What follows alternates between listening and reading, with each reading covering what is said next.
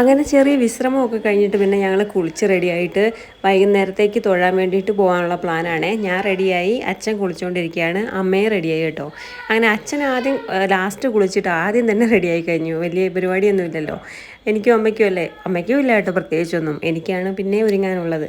അങ്ങനെ കൊച്ചൊക്കെ ഭയങ്കര ഹാപ്പിയാണ് കേട്ടോ. ഇങ്ങനത്തെയൊക്കെ യാത്രയൊക്കെ പോകുന്നവന് ഭയങ്കര ഇഷ്ടമാണ്. അപ്പോൾ ഞങ്ങളെല്ലാവരും ഇറങ്ങി. ഈ മഴയായിരുന്നു കേട്ടോ ഒരു പ്രശ്നം, വല്ലാത്തൊരു മാതിരി കാലാവസ്ഥയായിരുന്നു കേട്ടോ. പിന്നെ വേറൊരു കാര്യം പറയാനുള്ളത്, എത്രത്തോളം മഴയുണ്ടെങ്കിലും അവിടെ ചൂട് സഹിക്കാൻ പറ്റത്തില്ല കേട്ടോ. പിന്നെ കൃഷ്ണൻ്റെ പല ടൈപ്പിലുള്ള ഫോട്ടോകളൊക്കെ കാണാൻ വേണ്ടി നല്ല രസമുണ്ടായിരുന്നു കേട്ടോ. എനിക്ക് ഈ ഒരു ഭാഗം കാണുമ്പോൾ നന്ദനം സിനിമ ഓർമ്മ വരുവേ. ലാസ്റ്റ് ആ സിനിമ തീരുമ്പോൾ ഇവിടം കാണിക്കത്തില്ലേ, എനിക്കത് ഭയങ്കര ഇഷ്ടമാണ് കേട്ടോ. നല്ല തിരക്കുണ്ടായിരുന്നു കേട്ടോ, മഴയൊക്കെ ആണെങ്കിൽ പോലും. തൊഴാൻ വേണ്ടിയിട്ട് ഒരു 3-4 മണിക്കൂർ ക്യൂ നിന്ന് കേട്ടോ, മടുത്തായിരുന്നു. പിന്നെ നമ്മൾ ഇത്ര ദൂരം വന്ന് എന്തായാലും കണ്ണനെ കാണാൻ പറ്റിയല്ലോ, അത് ഏറ്റവും വലിയ ഭാഗ്യമായിട്ട് കാണുന്നേ. തൊഴിലൊക്കെ കഴിഞ്ഞപ്പോൾ തന്നെ കുട്ടി അങ്ങ് ഉറങ്ങിപ്പോയി കേട്ടോ. പിന്നെ അച്ഛനാണ് തോളത്തിട്ടെ.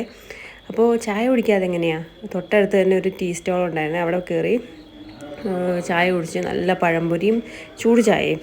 പിന്നെ കളിപ്പാട്ട കടയിലേക്ക് പോയി കേട്ടോ. അതിനിടയ്ക്ക് അവൻ ഉണർന്നായിരുന്നു. പിന്നെ ഈ ഒരു പട്ടിക്കുട്ടീനെ വാങ്ങിക്കൊടുത്തേ, അത് കിട്ടിയപ്പോൾ ഭയങ്കര സന്തോഷമായി കേട്ടോ. പിന്നെ നമ്മൾ ഇങ്ങനത്തെ കൃഷ്ണൻ്റെ വിഗ്രഹങ്ങളൊക്കെയുള്ള കടയിലൊക്കെ നോക്കി കേട്ടോ. ചെറുതിന് വരെ ഭയങ്കര വില, ഇവിടുത്തെ വില പിന്നെ സഹിക്കാൻ പറ്റില്ലല്ലോ. പിന്നെ മനസ്സിലുള്ള ആഗ്രഹങ്ങളെല്ലാം ഉള്ളിലൊതുക്കി ഞങ്ങൾ ആ കടയിൽ നിന്ന് പുറത്തിറങ്ങി ഇങ്ങനത്തെയും കുറേ സാധനങ്ങൾ നോക്കി. പക്ഷേ വിലക്കനുസരിച്ചുള്ള ക്വാളിറ്റി തോന്നിയില്ല, അതുകൊണ്ടൊന്നും വാങ്ങിയിട്ടില്ല കേട്ടോ. പിന്നെ ഇതൊക്കെ കണ്ടപ്പോൾ ജസ്റ്റ് വീഡിയോ എടുത്തുന്നേ ഉള്ളൂ കേട്ടോ. പിന്നെ ഇങ്ങനത്തെ ഒരു കരിമണിയുടെ വള വാങ്ങിയിട്ടുണ്ടായിരുന്നു കേട്ടോ, അതിന് വലിയ വിലയില്ലായിരുന്നു. പിന്നെ ഇങ്ങനത്തെ ഒരു മോതിരം. അങ്ങനെ ശിവേലിയൊക്കെ കഴിഞ്ഞു.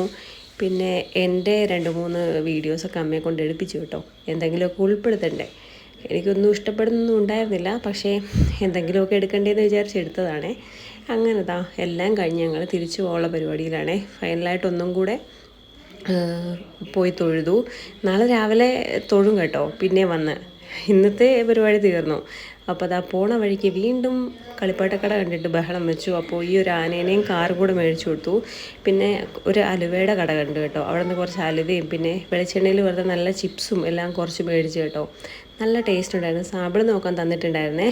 പിന്നെ രാത്രിയിൽ ഡിന്നറായിട്ട് നമ്മൾ മസാല ദോശയാണ് കഴിച്ചത്.